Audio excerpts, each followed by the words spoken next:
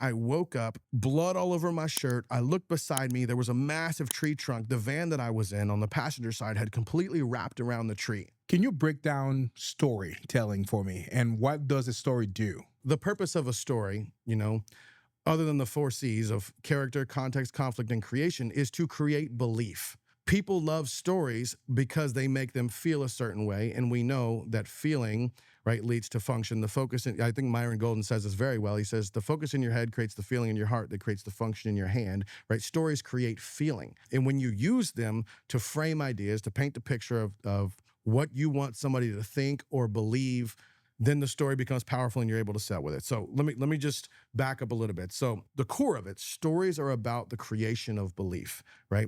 A story, a functional story, a sellable story is a story that creates belief, like 5 things, right? Create belief in the cause, the person, the problem, the process, the opportunity, the outcome, and the offer.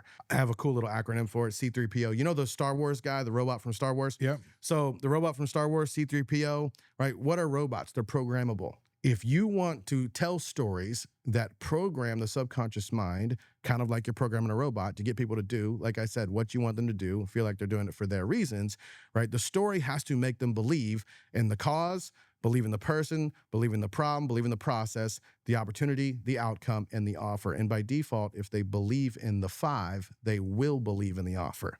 Right? So that's the 6th one, but the 5 are really important. Okay, so a story has to do that, and you do that with the 4 C's of effective storytelling: character, context, conflict, and creation. There are, like I said, 12 different types of stories. Each story has a corresponding emotional activator or buying trigger. And we're talking about status, validation, authority, trust, security, all the emotional activators that are required in making a sell. And it's not always about selling, because when you tell the story properly, you are framing and reframing beliefs. You are overcoming objections. You are selling without selling because you are seeding, right? You're seeding the subconscious mind. To your point, earlier about the origin story, the origin stories are powerful because they release certain brain chemicals, right? A good origin story should release oxytocin, serotonin, dopamine, and cortisol. So cortisol is the attention chemical. And it's very important because I leverage, the release of cortisol in the beginning of my origin story. So most people in the beginning of their origin story, they start from where? The beginning of the story. Yeah. So they start telling their backstory first. And the reason why I don't do that is because you ever watch a Netflix show or you watch a series, on Amazon or wherever, and the first 2 episodes are all about setting up the character, and they're just so boring that a lot of people tune out of shows in the first episode because they don't get into the action, right? So a lot of times when I watch a series, I'll skip forward, right? I'll skip to episode 2 or episode 3 just to start getting into the storyline and not the setup, right? So a lot of people will tell their backstory. Here's the thing about that. If they don't know who you are, and if they don't know that you are valuable yet, they will not care about your backstory. I didn't say they wouldn't care about the origin story, because they do. They care about the outcome of it, right? But they won't care about the setup, the backstory, the past, if they don't know that what you're doing in the present is worth it, right? How do I keep their attention, or how do I spark their attention in the beginning of an origin story? My format is this. I start my origin story at my lowest point. Here's what I mean. You ever watch a TikTok reel or an Instagram reel where they cut the craziest, most interesting part, and they put it on the very beginning, the first few seconds. So you see something crazy, and then it cuts back to the beginning? Yep. Right? That's how I want everybody to start their origin stories. So I tell them, I said, start from you at your lowest point. I'll give you an example. If a part of my story is a car accident, and I got into a car accident, I would start my story by saying, I woke up, blood all over my shirt. I looked beside me. There was a massive tree trunk. The van that I was in on the passenger side had completely wrapped around the tree, right? If I start the story like that, everybody now says, well, wait a minute, what happened? Now they're asking for the backstory, right? So I basically get permission to tell them the backstory leading up to the horrible event by introducing them first to the horrible event. 100%. So you introduce them first to the horrible moment, and they're like, oh my gosh, what happened? Okay, now you back up and you say, well, let me tell you what happened. Boom. Okay, now you have a dopamine build leading up to, because dopamine is not really about excitement. People think it's excitement. It's not. It's about the anticipation of an event, right? So dopamine is anticipation, right? You're building tension and anticipation leading up to the horrible moment. Then you have this pitfall, this failure, this horrible moment, this thing that happens in your life, okay? It's very important in the origin story that you don't just jump from failure to I figured it out, because that's where a lot of people make mistakes. And that's not reality. That's not real life. You don't just jump from, oh, I had a horrible moment and then I figured it out and boom, now I've got awards, now I've got success, now I've got money, because real life doesn't happen like that. What happens? When you're in your horrible moment, you dip into a very vulnerable emotional state. You talk about the pain, the problems, the feeling, how you felt in that moment, okay? What this does is it releases a brain chemical called oxytocin. Oxytocin is the trust chemical or bonding chemical, right? When you start to talk about that, and it's very important too, in the origin story, okay? People love to talk about themselves, but when you learn to talk about yourselves and everything you say is so relatable to the person listening, right? Then they become so entwined with who you are, right? And they say, this person aligns with me. They basically, like other people say, they put themselves in your shoes, and the outcome that you got from the story is the outcome that they now feel like they can get, because everything you said is so relatable to who they are that them rejecting your outcome or offer is them rejecting themselves. Wow. Right. And I'll talk about how to do that in a second. But basically, once you dip down and you talk about the pain and the feeling of how you felt in your lowest moment, then the light bulb goes off, you have the epiphany, and you realize you have to make a change. Now, it's very important in your story that you don't skip ahead there, because some people say, oh, I realized I had to make a change and I found the framework and I got it. Yeah. You can't do that either, because life doesn't happen like that. That's not how scaling works. Growth is not comfortable. Things happen. So after you have the epiphany, the light bulb goes off, you realize you had to make a change. Now you go into a portion of the story that I call tried this, tried that. You tried this, tried that, worked a little bit. You still had obstacles, problems, and things that happened along the way, because disruption always follows intention. But here's why that's important, okay?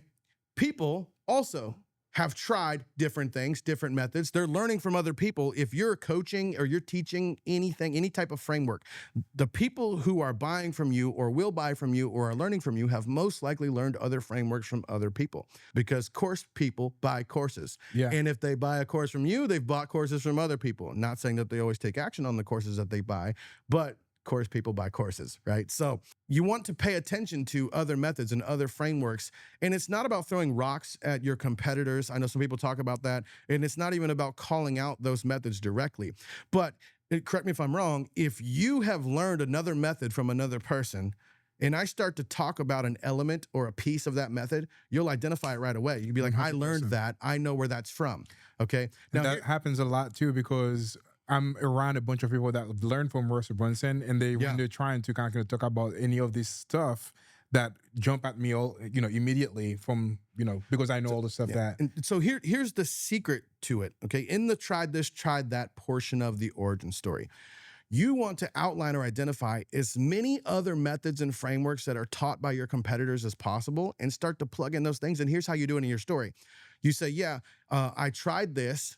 I got a little bit of, it was a good stepping stone. Like, I'll subtly throw rocks. I won't say it's horrible. I'll say it was a good stepping stone or good starting point for me, right? I tried this, I tried that. Again, I'm tossing out other methods and frameworks. And here's the principal reason why that matters, because people buy at the crossroads of familiarity and surprise, right? If it's too familiar to them, they think they already know it. They feel like they don't need it. If it's too surprising to them, they're afraid of it and they don't want it, right? So you have to identify with what's familiar to them before you introduce your new thing.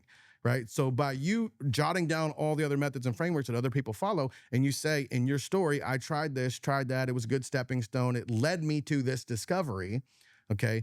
Still had these obstacles. So now what you're doing is basically anchoring the obstacles and the problems to what other people are teaching that naturally presents your method or your new thing as the better choice, the obvious better choice. So you're doing that in the tried this, tried that portion of the, of the story. So like I said, it's very important to pay attention.